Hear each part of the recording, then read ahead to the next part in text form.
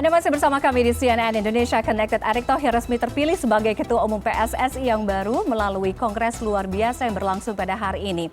Sang Menteri BUMN sukses mengalahkan mantan Ketua Umum PSSI Lanyala Mataliti. Bergabung di studio CNN pada malam hari ini ada Muhammad Hardika Aji, CEO APPI, yaitu Asosiasi Pesepak Bola Profesional Indonesia. Mas Aji, selamat malam. Malam. Dan juga melalui sambungan Zoom ada Bung Anton Sanjoyo, Bung Joy, pengamat sepak bola kita. Bung Joy, selamat malam. Selamat malam Fani, selamat malam Aji. Baik, terima kasih Bung Joy sudah bergabung. Saya mau ke Bung Joy terlebih dahulu.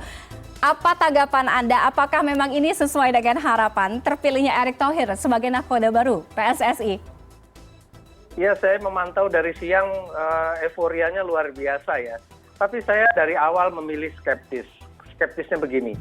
Erick Thohir itu kan Menteri BUMN. Dia pengusaha yang luar biasa sukses. Dia punya banyak sekali kebisaan. Dia pemilik klub, pernah memiliki klub Inter Milan. Jadi saya bertanya-tanya, seorang Erick Thohir, Menteri BUMN dengan begitu banyak kapasitasnya, mau turun degradasi menjadi Ketua Umum PSSI, buat saya tanda tanya besar. Tapi ya saya mengikuti euforianya saja. Karena sejak awal saya katakan siapapun yang terpilih jadi Ketua Umum PSSI, kalau esko-nya masih itu-itu juga dan dipilih oleh para voters yang notabene tidak pernah punya pandangan yang jelas mengenai perkembangan sepak bola nasional, akan jadi apa nantinya gitu loh. Karena yang bekerja nanti bukan Erick Thohir, yang bekerja adalah para esko. Dan itu kalau mereka didominasi orang-orang lama yang terkait tragedi Kanjuruhan, yang terkait porak-porandanya sepak bola nasional selama ini, apa bisa Erick Thohir mengendalikan semua itu? Itu aja pertanyaan saya. Oke, Anda memilih skeptis di awal. Mengapa seorang Erick Thohir mau degradasi, turun menjadi Ketua Umum PSSI? Tapi bahkan Zainuddin Amali juga, Menpora degradasi jadi Wakil Ketua Umum PSSI. Oke, artinya apakah Anda menangkap ada maksud tersembunyi dengan Erick Thohir yang maju mencalonkan diri sebagai calon Ketua Umum PSSI ini, selain tentunya masalah rangkap jabatan yang tadinya sedikit Anda permasalahan dan membuat Anda menjadi skeptis, Bung Joy?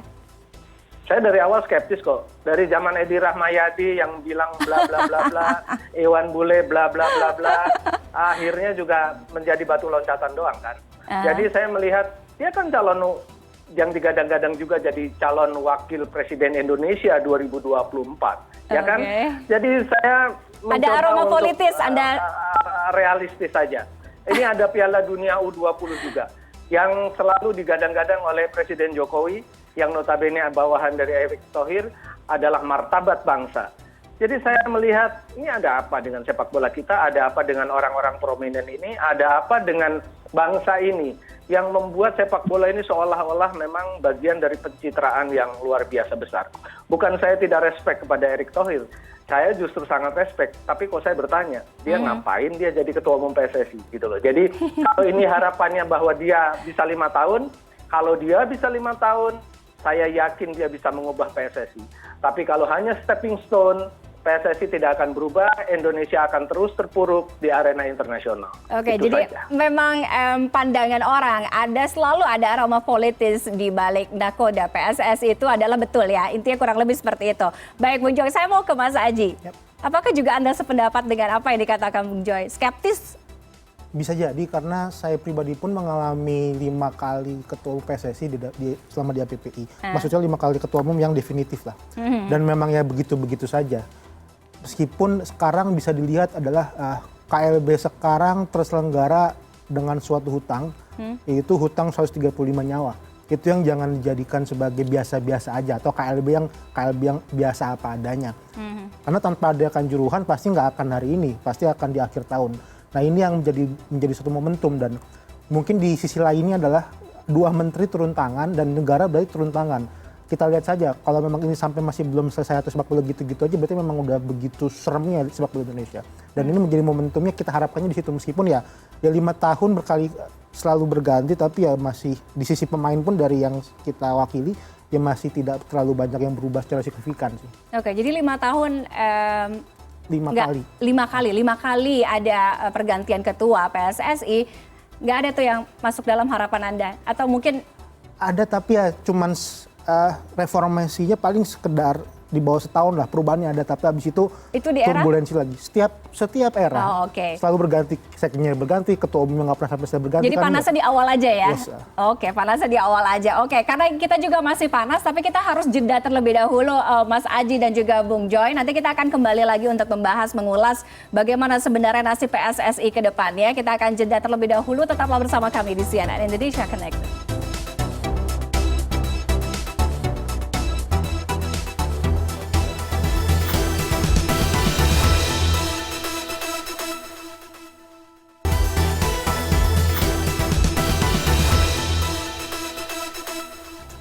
Anda masih bersama kami di CNN Indonesia Connected. Kami masih akan membahas bagaimana jalannya KLB PSSI hari ini dan juga terpilihnya Ketua Umum PSSI Erick Thohir dan juga Wakil Ketua Umum PSSI Ratu Tisha serta Zainuddin Amali. Beserta dinamikanya masih ada Mas Aji, CEO dari APPI, dan juga melalui sambungan Zoom ada Bung Joy. Bung Joy masih bersama kami ya, Bung Joy?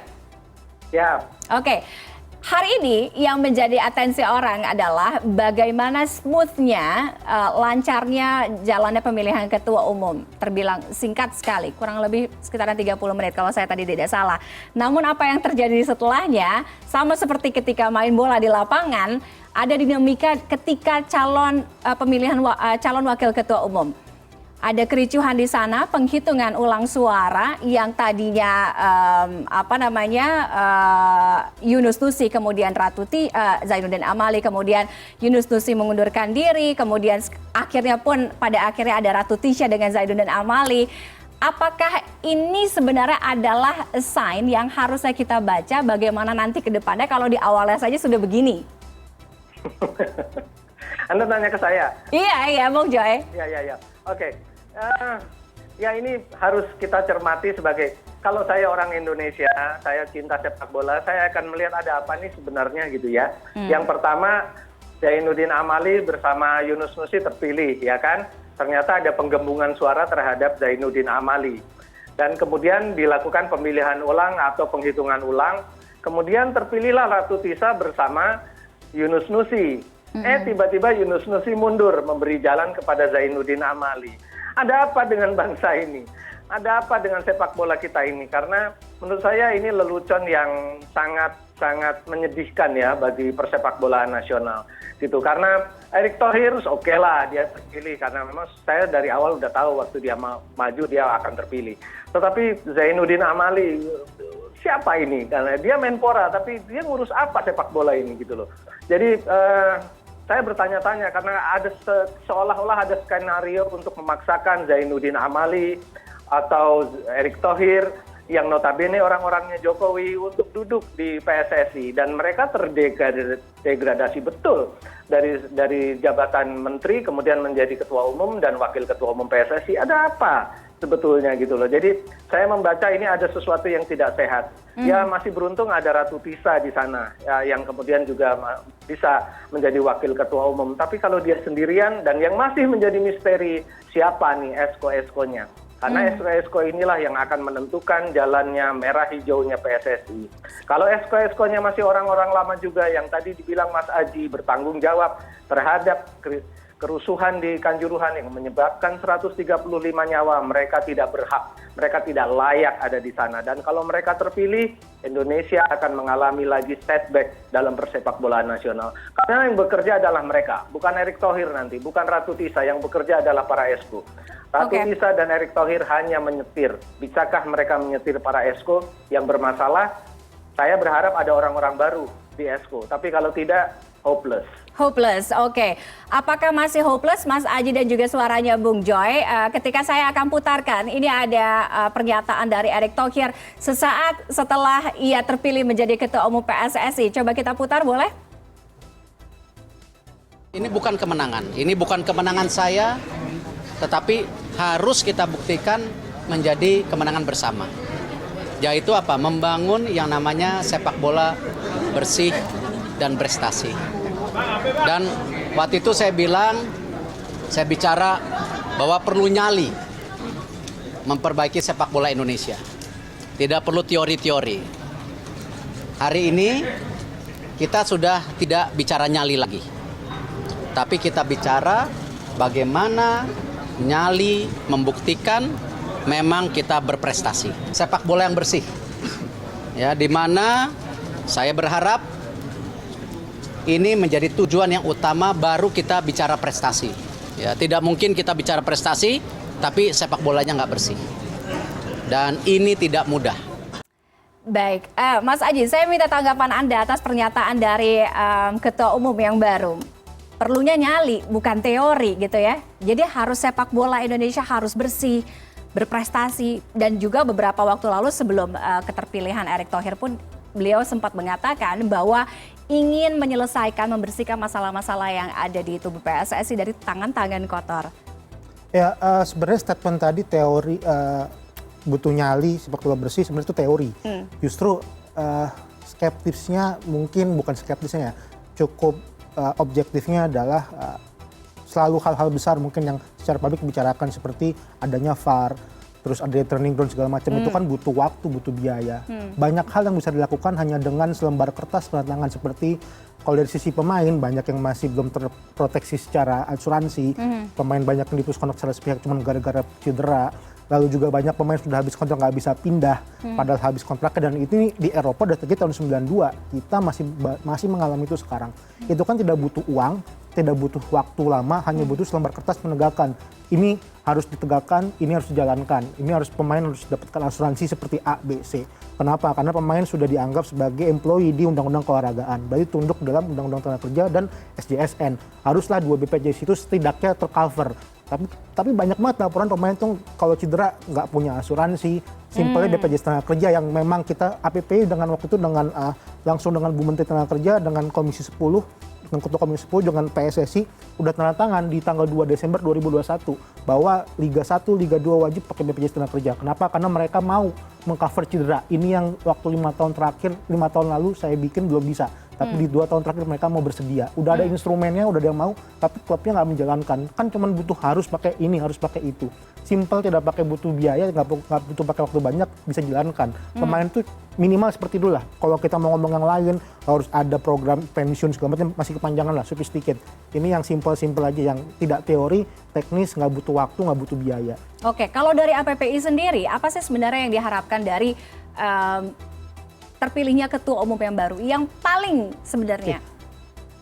Secara publik memang dari sekarang ataupun 2019 nama Erick Thohir selalu masuk sebagai top vote lah di publik menjadi ketua umum PSSI. Pembuktian dirinya sekarang, kalau tadi Bung Joy bilang mau ada indikasi 2024, ya buktikan dulu fakta kerjanya sekarang, karena harapan itu selalu ada di beliau.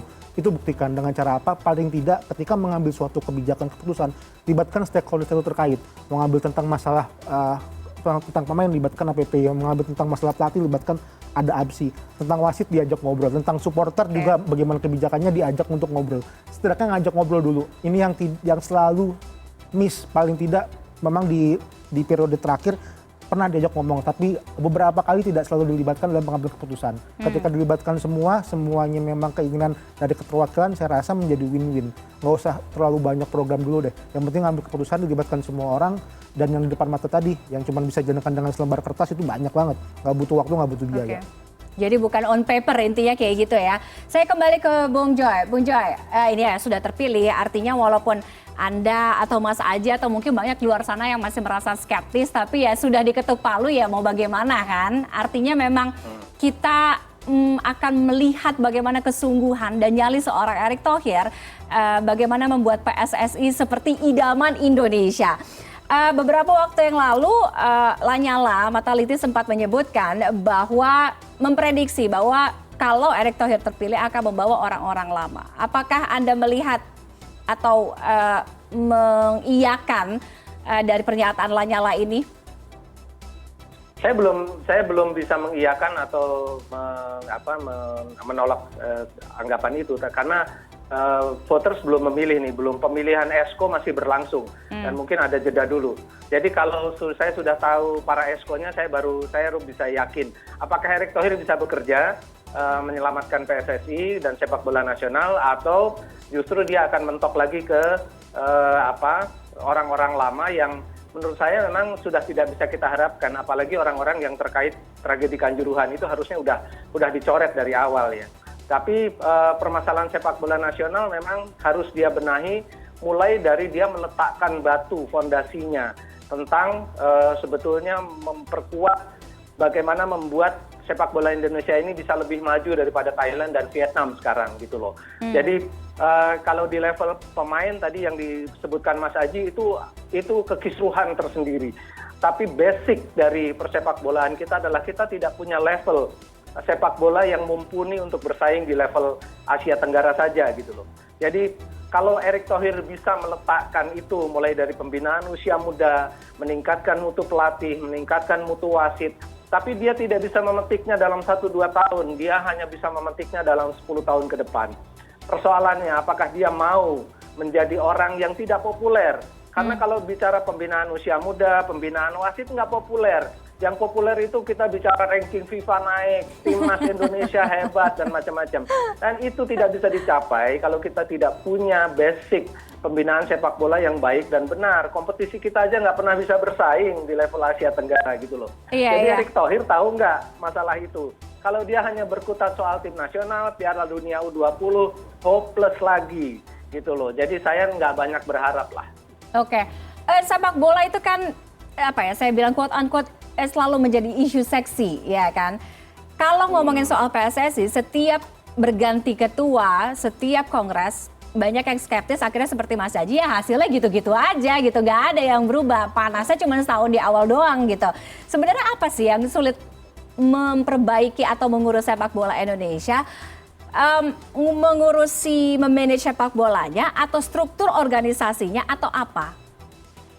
Harus berjalan seiring karena struktur organisasinya juga kan terbukti amburadul kan. Kalau nggak amburadul nggak akan ada 135 orang mati itu di Kanjuruhan gitu loh. Jadi dia harus bekerja kolektif kolegial. Ada Ratu Tisa di sana, saya harap ada orang-orang yang benar-benar prominent dan kredibel. Bukan orang-orang Exco lama yang kemarin bersama Iwan Bule gitu loh. Jadi kalau ada orang-orang baru adu harapan. Tapi kalau orang-orang lama, ini orang-orang lama tanggung jawab Kanjuruhan aja nggak mau gitu ya. Jadi gimana kita mau memprediksi bagaimana dia bekerja di bawah Erick Thohir? Erick Thohir pasti akan kewalahan juga gitu loh. Jadi kalau Erick Thohir bisa mendapatkan esko-esko yang betul-betul bermutu, saya yakin dia bisa. Asal dia juga komitmen 5 tahun. Jangan cuma 1 tahun, kemudian nanti 2024 dia kampanye calon wakil presiden. Kan parah juga kalau begitu gitu. Mudah-mudahan enggak. Tapi saya melihat logisnya aja. Tadi Mas Aji mungkin kalau memperhatikan juga kayak Bung Joy udah berapa kali ngomongin nyebut namanya Ratu Tisha. Kayaknya satu-satunya harapan di sana menurut Bung Joy ada Ratu Tisha gitu yang bisa menjadi apa ya, angin segar lah gitu, sedikit harapan di balik keskeptisan itu. Saya akan kembali ke Mas Aji. Apa sih sebenarnya yang Anda lihat dari PSSI? Mengapa begitu ya gitu-gitu aja? Gitu. Ya, bukan hal besar tapi banyak, maksudnya bukan memikirkan hal besar, tapi kalau yang kita alami sebagai mitra PSSI sering tidak berkesinambungan tadi. Misalnya kalau mau ditarik ulur Lanyala 2015 hanya berlangsung berapa bulan, tiba-tiba ada KLB. Edi Rahmayadi pun begitu, punya 2 sekjen yang waktu itu kita awal dengan Pak Ade Wellington yang kita reformasi tadi menjuk Luis Milla segala macam, hanya berapa bulan ganti Ratu Tisa. Pak Edi Rahmayadi nggak sampai selesai ganti Pak Iwan Bule. Pak Iwan Bule punya 2 sekjen. Pak Iwan Bule pun juga jatuhnya nggak sampai selesai sekarang, masih sisa setengah tahun lah. Iya. Dan ini dipercepat kan? Yes, dalam waktu 10 tahun terakhir kita udah punya berapa ketum, sekjen, dirut LIB, pasti berubah-berubah. Yang sebenarnya ini yang apa ya, harapan paling kecilnya gimana pun caranya siapapun itu, apalagi sekarang Pak Erick Thohir, mau dia punya agenda apa di tahun depan atau segala macam, setidaknya punya suatu konsep atau program yang berkesinambungan apapun caranya, gimana pun caranya, di lock lah kasarnya. Dia punya program seperti A, ini siapapun nanti penerusnya, siapapun sekjennya, siapapun wakil ketua umumnya, di sustain untuk bisa tetap berjalan. Kalau memang nggak berjalan sebagaimana mestinya, ada monitoring baik itu publik ataupun memang dari Exco itu sendiri. Komitmen dan juga sustainable, itu yang saya tangkap ya. Mas Aji, sekarang kan timnas itu kan lagi mempersiapkan diri mereka untuk Piala Asia U20, kemudian juga ada lagi Piala Dunia U20. Tapi kita tahu ada memang sedikit obstacle, ada kendala dari klub. Nah, bagaimana Anda melihat seharusnya ketua umum yang baru ini bisa menyikapi hal tersebut? Maksudnya dengan pembangunan pemain timnas, komunikasi sih. Komunikasi, itu paling mudahnya adalah komunikasi. Karena memang yang terakhir terjadi kan karena memang ada TC panjang tapi sebagian klub merasa keberatan. Memang TC panjang ini selalu terjadi di Indonesia karena dirasa memang tidak sustain dengan apa yang pelatih timnas mau. Cuman sebenarnya ketika memang kita harus akui lah dengan kedatangan pelatih-pelatih top di Liga 1 ini menambah gemuruh permainan, secara permainan lah, bukan secara euforia pasti akan berkurang karena kanjuruhan. Tapi seenggaknya ketika bisa dikomunikasikan tadi, ketika bisa melibatkan para stakeholder yang terlibat, pasti bisa lancar. Ini kan cuma simple, tidak ada komunikasi. Lebih ke situ sih. Kalau ada komunikasi sebenarnya udah bisa dicari jalan keluar kok. Ini yang pernah terjadi mungkin waktu tahun 2016, tahun berapa itu, yang manggil pemain timnas dari setiap hanya 2. Itu kan komunikasi, karena liga berjalan, AFF berjalan. Nah, betul. Kalau ada komunikasi lancar-lancar aja. Termasuk juga Bung Joy, wacana Liga 2 digulirkan lagi, apakah itu juga menjadi sesuatu hal yang akan sangat mungkin diwujudkan oleh Erick Thohir? Ya, saya koreksi dulu ya, U20 itu bukan timnas. Jadi kalau misalnya klub menolak untuk memberikan pemain, nggak ada sanksi dari FIFA. Jadi nggak ada kewajiban klub untuk memberikan pemain kepada timnas, itu hanya yang senior. U20 itu bukan timnas. Jadi inilah yang salah kaprah dan selalu jadi bahan kampanye juga oleh Erick Thohir. Jadi saya harus membenarkan itu. U20 itu bukan timnas. U20 itu Indonesia U20, sehingga tidak ada kewajiban dari FIFA klub melepaskan pemain di bawah yang bukan timnas. Soal Liga 2 memang harus bergulir lagi. Gimana Liga 2 kalau tidak bergulir tidak ada promosi, relegasi. Kan ini bukan kompetisi namanya gitu loh. Jadi menurut saya itu Liga 2 memang harus bergulir karena jiwanya kompetisi itu ada di promosi dan relegasi. Orang sini bilangnya degradasi, saya bilangnya relegasi. Jadi kalau nggak bergulir lagi, ya ini hanya akan jadi dagelan. Liga 1 akan dijual oleh para ownersnya untuk pertandingan-pertandingan. Kalau dia sudah tidak, karena kan tidak mungkin terrelegasi. Jadi kalau dia sudah ada di bawah pun dia bisa jual pertandingannya. Jadi ini akan sangat memalukan bagi sepak bola nasional. Oke. Bung Joy dan juga Mas Aji, karena waktu kita juga sangat terbatas, mungkin sebelum saya akhiri, saya akan ke Bung Joy terlebih dahulu. Apa yang ingin Anda titipkan kepada Ketua Umum Nakoda baru dari PSSI saat ini? Ya, saya sih bilang Pak Erick, Anda harus buat kontrak politik dengan rakyat Indonesia. Ya, bukan cuma dengan saya, bukan dengan netizen. Anda buat kontrak politik, Anda 5 tahun ada di PSSI dan benar-benar mengurusi PSSI.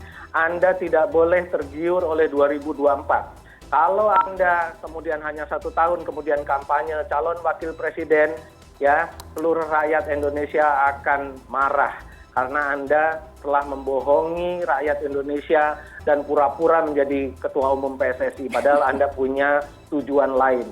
Semoga Anda bisa 5 tahun benahi PSSI, Anda punya kemampuan yang luar biasa. Anda seorang pengusaha yang hebat, Anda Menteri BUMN, Anda punya semua akses politik, akses finansial, Anda bisa benahi PSSI kalau 5 tahun. Itu kalau aja. 5 tahun. Mas Aji, silahkan. Tadi udah saya bilang, jadi KLB ini yang menghasilkan Pak Erick Thohir sebagai ketua umum dihasilkan karena suatu tragedi kanjuruhan. Jadi jangan sia-siakan nyawa 135 nyawa teman-teman kita di Malang yang hilang.